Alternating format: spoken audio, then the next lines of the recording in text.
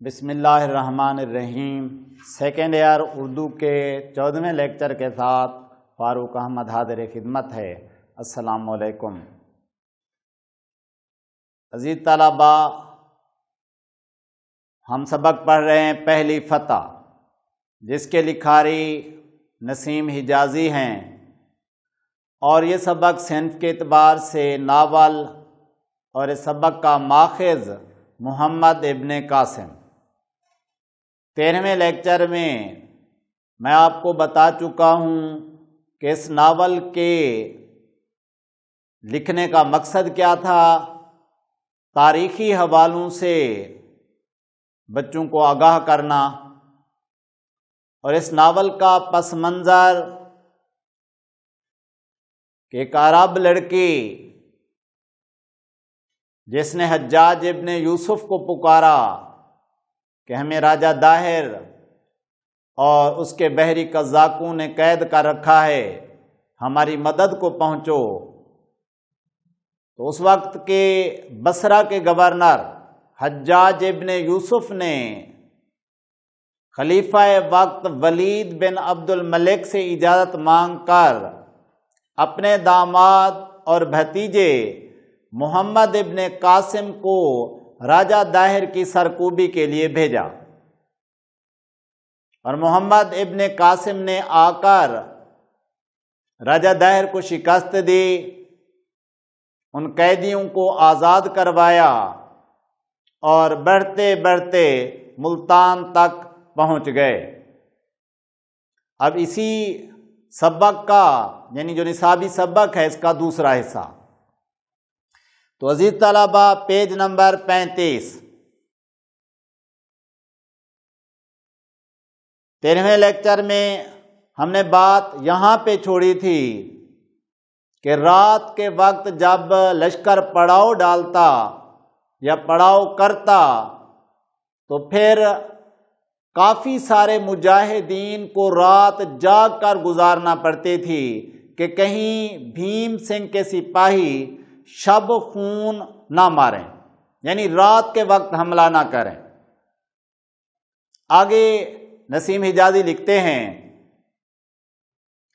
ایک شام محمد بن قاسم کو ایک جاسوس نے، جاسوس مخبر کو کہتے ہیں، بھیدی اطلاع دینے والا، نے اطلاع کی خبر دی، بتایا کہ شمال کی طرف 20 کوس کے فاصلے پر ایک مضبوط قلعہ اس لشکر کا مستقر ہے۔ مستقر کہتے ہیں قرار پکڑنے کی جگہ کو، ٹھکانے کو، رہنے کی جگہ کو، محفوظ جگہ۔ محمد بن قاسم نے اپنے تجربہ کار سالاروں کی ایک مجلس شورا بلائی، یعنی اپنے تجربہ کار جو فوج کے مختلف گروپوں کے سربراہ تھے، ان کو اپنے پاس مشاورت کے لیے بلایا، ایک مشاورتی کمیٹی بلائی اور ان سالاروں سے مشورہ کیا، ان سے رائے لی۔ بعض سالاروں کی یہ صلاح تھی، صلاح یعنی مشورہ، رائے، کہ اس راستے کو چھوڑ کر سمندر کے ساحل کے ساتھ ساتھ نسبتاً ہموار راستہ اختیار کیا جائے۔ اصل میں یہ تھا کہ جو راستہ لشکر نے اپنایا ہوا تھا، فاصلہ کم ہو جاتا تھا، ہاں البتہ وہ پہاڑوں کے بیچوں بیچ راستہ تھا، تنگ گھاٹیاں تھیں، تو کچھ سالاروں نے کہا کہ بھیم سنگھ کے فوجی اس لیے ہم پر حملہ کر رہے ہیں کہ ہم تنگ اور تاریک گھاٹیوں میں ہوتے ہیں، وہ چوٹی پر نمودار ہوتے ہیں، وہاں سے پتھر برسا کر، تیر برسا کر ہمیں نقصان پہنچاتے ہیں۔ جب ہم ہموار راستے پر آ جائیں گے، سیدھے راستے پر آ جائیں گے، وہ ہمارے سامنے آئیں گے تو ہم ان کا مقابلہ کریں گے۔ ہم اس قلعے سے جس قدر دور ہوں گے، اسی قدر ان حملوں سے محفوظ رہیں گے، یعنی حفاظت میں رہیں گے۔ لیکن محمد بن قاسم ان سے متفق نہ ہوا، محمد بن قاسم نے ان کی یہ بات نہ مانی، کیونکہ محمد ابن قاسم کے دل و دماغ میں یہ بات آئی کہ بھیم سنگھ اور اس کے سپاہی اور زیادہ دلیر ہو جائیں گے، ان کے دل و دماغ میں آ جائے گا کہ مسلمان ہم سے ڈر گئے ہیں، اس علاقے کو چھوڑ کر وہ دوسری سائڈ پر چلے گئے ہیں، تو وہ اور زیادہ دیدہ دلیری سے ہم پر حملہ کریں گے۔ اس نے کہا جب تک یہ علاقہ دشمن سے پاک نہیں ہوتا، یعنی محمد ابن قاسم نے کہا ہمارا آگے بڑھنا خطرے سے خالی نہیں، یعنی پہلے ہم نے دشمن کو نیست و نابود کرنا ہے، اس علاقے کو خالی کرنا ہے دشمنوں سے، اور پھر ہم آگے کی جانب بڑھیں گے۔ یہ قلعہ ان کے دفاع کی اہم چوکی ہے۔ مجھے یقین ہے کہ اس قلعے کے فتح ہو جانے کے بعد دشمن یہ تمام علاقہ خالی کرنے پر مجبور ہو جائے گا، یعنی وہ ہم پر حملہ کر کے جب جاتے ہیں، ہم ان کا پیچھا کرتے ہیں تو وہ قلعے کے اندر جا کر محفوظ ہو جاتے ہیں، اور جب وہ یہ قلعہ ہم ان سے چھین لیں گے تو پھر وہ ہم پر حملے نہیں کر سکیں گے۔ اور دشمن کے جو سپاہی یہاں سے فرار ہوں گے وہ دیبل پہنچ کر ایک شکست خوردہ ذہنیت کا مظاہرہ کریں گے، یعنی قلعہ ہم نے اگر ان سے چھین لیا اور یہ محفوظ مستقر ان کے پاس نہ رہا تو صاف ظاہر ہے کہ انہوں نے بھاگ کر پھر دیبل جانا ہے، اور شکست خوردہ ذہنیت کا مظاہرہ کریں گے، یعنی شکست کھا کر جب یہ بھاگیں گے تو ذہنی طور پر مرعوب ہو چکے ہوں گے، روب میں آ چکے ہوں گے، اور وہاں بھی ہماری بہادری اور شجاعت کے قصے بیان کریں گے۔ یہ جا کر ان لوگوں کو کہیں گے کہ مسلمان طاقتور ہیں، ہم ان کا مقابلہ نہیں کر سکے۔ لیکن اگر ہم یہاں سے کترا کر نکل گئے، یعنی ان سے خوفزدہ ہو کر نکل گئے، تو ان کے حوصلے بڑھ جائیں گے، وہ اور زیادہ دلیر ہو جائیں گے، اور ہمارا عقب یعنی فوج کا پیچھے کا حصہ ہمیشہ غیر محفوظ رہے گا۔ ہمارا پہلا مقصد اس قلعے کو فتح کرنا ہے۔ اس قلعے کی فتح کے بعد اگر پہاڑیوں میں پھیلے ہوئے لشکر کی تعداد کافی ہوئی تو وہ اس علاقے میں ہمارے ساتھ فیصلہ کن جنگ لڑنے کی کوشش کرے گا، یعنی آمنے سامنے دو بدو جنگ لڑے گا، ہم اس کا مقابلہ کرنے کے لیے تیار ہیں، اور اس میں بھی ہماری بہتری ہے۔ میں سمجھتا ہوں کہ ہماری پیش قدمی روکنے کے لیے، یعنی آگے جیسے ہم بڑھ رہے ہیں، اس کو روکنے کے لیے اس قلعے کے محافظوں کی زیادہ تعداد آس پاس کی پہاڑیوں پر منقسم ہے، تقسیم ہے، یعنی قلعے کے اندر کم فوجی ہوں گے، کم پہرے دار ہوں گے، وہ سارے ہماری پیش قدمی کو روکنے کے لیے، ہمارا راستہ روکنے کے لیے کہیں نہ کہیں قلعے سے باہر ہم پر حملے کر رہے ہیں۔ میں آج سورج نکلنے سے پہلے اس قلعے پر حملہ کرنا چاہتا ہوں، اور اس مقصد کے لیے میں اپنے ساتھ فقط 500 پیادہ سپاہی یعنی پیدل سپاہی لے جانا چاہتا ہوں۔ یہ محمد ابن قاسم نے اس لیے کرنا تھا تاکہ ہماری فوجی نقل و حرکت سے دشمن کو آگاہی نہ ملے۔ آپ باقی فوج کے ساتھ رات بھر پیش قدمی جاری رکھیں، یعنی آج رات آپ نے کہیں پڑاؤ نہیں ڈالنا، کہیں پہ رکنا نہیں ہے، آگے کی جانب ہی چلتے جانا ہے۔ تو یہ بھیم سنگھ کے سپاہی تمہاری جانب متوجہ رہیں گے، وہ ان کی ساری کوشش یہی ہوگی کہ مسلمانوں کے لشکر کو نقصان پہنچائیں، اور اس وقت تک ہم ان کے قلعے پر قبضہ کر لیں گے۔ اس کا نتیجہ یہ ہوگا کہ وہ لوگ چاروں اطراف کا خیال چھوڑ کر آپ کا راستہ روکنے کی فکر کریں گے۔ چاندنی رات میں آپ کے لیے آگے بڑھنے کا راستہ زیادہ خطرناک ثابت ہوگا، کیونکہ وہ رات چاندنی رات تھی، اجالے والی رات تھی۔ تو محمد ابن قاسم نے کہا کہ آپ نے احتیاط کرنی ہے کہ کہیں چاند کی روشنی میں وہ تمہیں زیادہ نقصان نہ پہنچائیں۔ اگر صبح تک آپ کو قلعہ فتح ہو جانے کی خبر پہنچ جائے تو آپ پیش قدمی روک کر میرے احکام کا انتظار کریں۔ اگر قلعہ فتح ہو جانے کے بعد دشمن نے کسی جگہ منظم ہو کر یعنی ترتیب میں آ کر مقابلے کی ہمت کی تو میں قلعے کی حفاظت کے لیے چند آدمی چھوڑ کر آپ کے ساتھ آ ملوں گا، اور اگر انہوں نے قلعے کو دوبارہ فتح کرنا چاہا تو آپ وہاں پہنچ جائیں۔ یعنی ایک ترتیب کے ساتھ یہ تدبیر ہم نے کرنی ہے کہ کس طریقے پر ہم نے اس قلعے پر حملہ کرنا ہے، آپ نے کیسے پیش قدمی جاری رکھنی ہے، اور اس انداز میں کہ اپنے آپ کو بچانا بھی ہے، صرف دشمن پر وعدے کرنا ہے کہ ہم پڑاؤ نہیں ڈال رہے، ہم آگے کی جانب بڑھ رہے ہیں تاکہ دشمن تمہاری جانب متوجہ رہے۔ ایک بوڑھے سالار نے کہا، یعنی ایک بزرگ سالار نے کہا، مجھے یقین ہے کہ انشاءاللہ آپ کی کوئی تدبیر غلط نہ ہوگی۔ یعنی وہ بوڑھا سالار کہتا ہے، بزرگ سالار کہتا ہے کہ جو بھی کوشش آپ کر رہے ہیں اگر اللہ نے چاہا تو کامیابی ملے گی، لیکن سپہ سالار کا فوج کے ساتھ رہنا ہی مناسب ہے۔ یعنی آپ ہمارے سپہ سالار ہیں، آپ سارے لشکر کو چھوڑ کر اگر ادھر چلے گئے آپ کو کوئی نقصان بھی پہنچ سکتا ہے، تو باقی کی فوج کا کیا ہوگا؟ سپہ سالار کی جان بہت قیمتی ہوتی ہے، وہ فوج کا آخری سہارا ہوتا ہے۔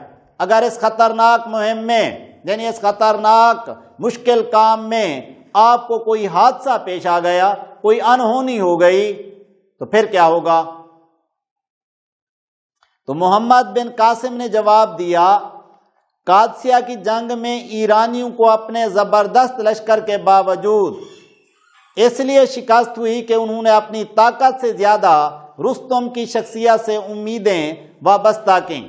یعنی محمد بن قاسم نے اس بزرگ سالار کو، اس بوڑھے سالار کو کہا، قادسیہ کی جنگ لڑی گئی ایرانیوں کے خلاف، تو اس جنگ میں رستم سپہ سالاری کر رہا تھا، جو ایران کا ایک مشہور طاقتور پہلوان اور سپہ سالار تھا، اور جس جنگ میں ایرانی اسے لے کر جاتے تھے کامیاب ہو کر واپس آتے تھے۔ تو اسی جنگ کے اندر رستم مارا گیا، جسے ہلال بن علقمہ ایک صحابی رسول نے مارا یا جہنم واصل کیا۔ تو وہ مسلمانوں کی مٹھی بھر جماعت کے مقابلے سے بھاگ نکلے۔ یعنی ایرانیوں نے جب یہ دیکھا کہ رستم جیسا شخص بھی ان مسلمانوں کا مقابلہ نہیں کر سکا اور ان کے ہاتھوں جہنم واصل ہوا، تو ہم کس بات کی مولی ہیں کہ ہم مسلمانوں کا مقابلہ کر سکیں؟ تو اس خوف کی وجہ سے انہوں نے میدان جنگ کو چھوڑ دیا۔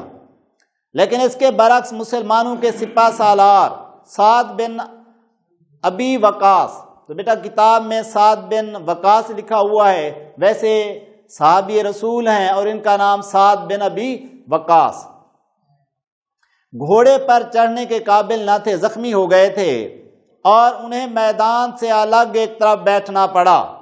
لیکن مسلمانوں کی خود اعتمادی کا، اپنے آپ پر بھروسے کا یہ عالم تھا، یہ حالت تھی کہ انہیں اپنے سپہ سالار کی عدم موجودگی کا، یعنی لشکر میں موجود نہ ہونے کا احساس تک بھی نہ تھا، کیونکہ وہ سپہ سالار کے لیے نہیں لڑ رہے تھے، وہ اللہ اور اللہ کے رسول کے لیے لڑ رہے تھے، وہ دین کی سربلندی کے لیے لڑ رہے تھے، وہ کلمہ حق کے اعلان کے لیے لڑ رہے تھے۔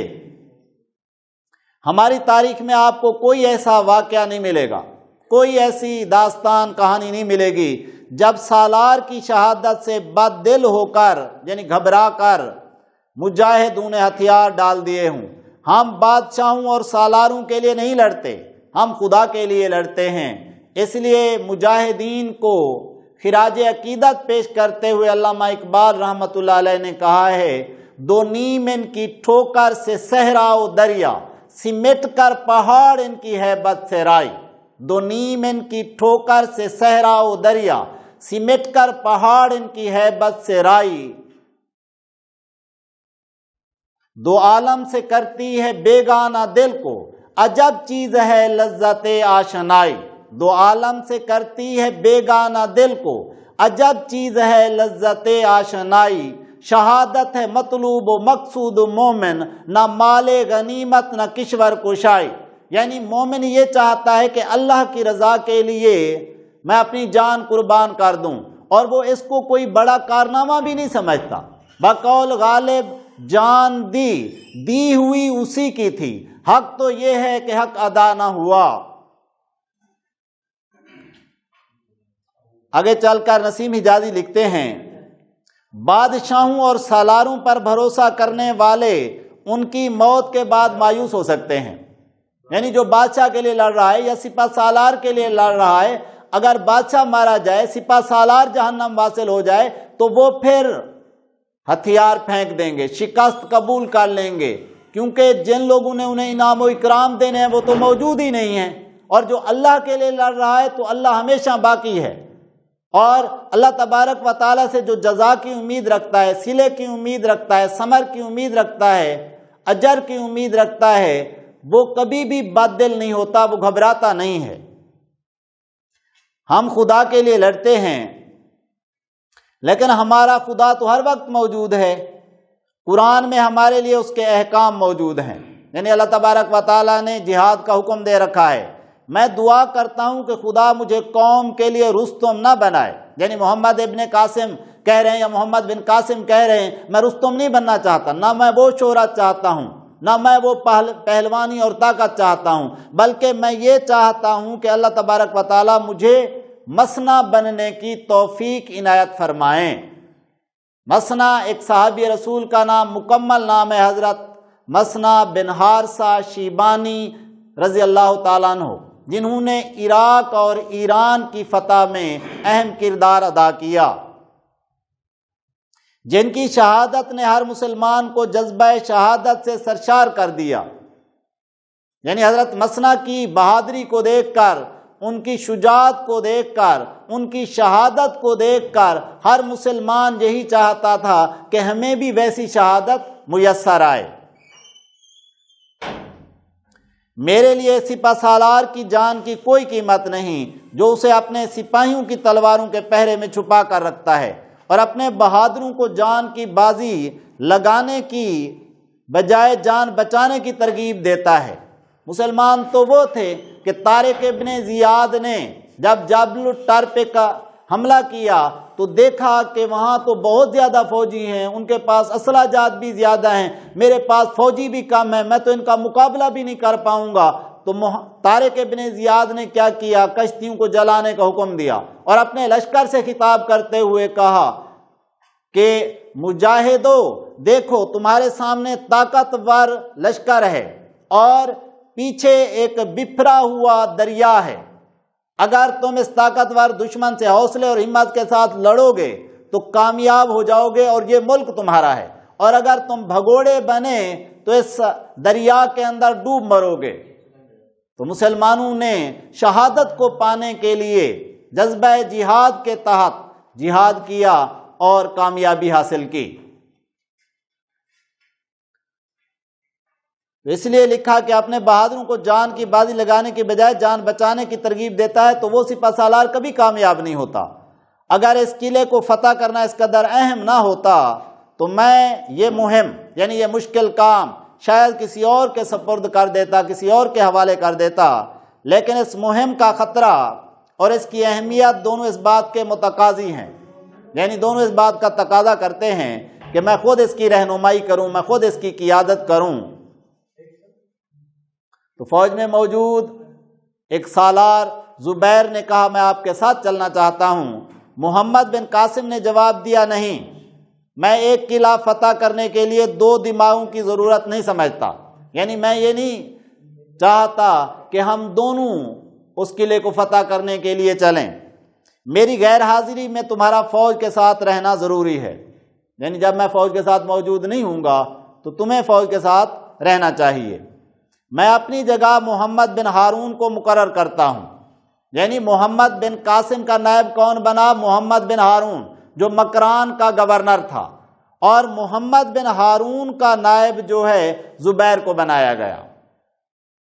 تو عزیز طلبہ، یہ سبق پہلی فتح اموی دور کا ایک بہت بڑا کارنامہ اس کے اندر بیان کیا گیا ہے، اور خاص طور پر اس سے ہمیں یعنی برصغیر پاک و ہند یا متحدہ ہندوستان کے لوگوں کو فائدہ یہ ملا کہ پہل سندھ انہی لوگوں کی وجہ سے باب الاسلام بنا، انہی لوگوں کی وجہ سے ہمیں اسلام سے آگاہی ملی.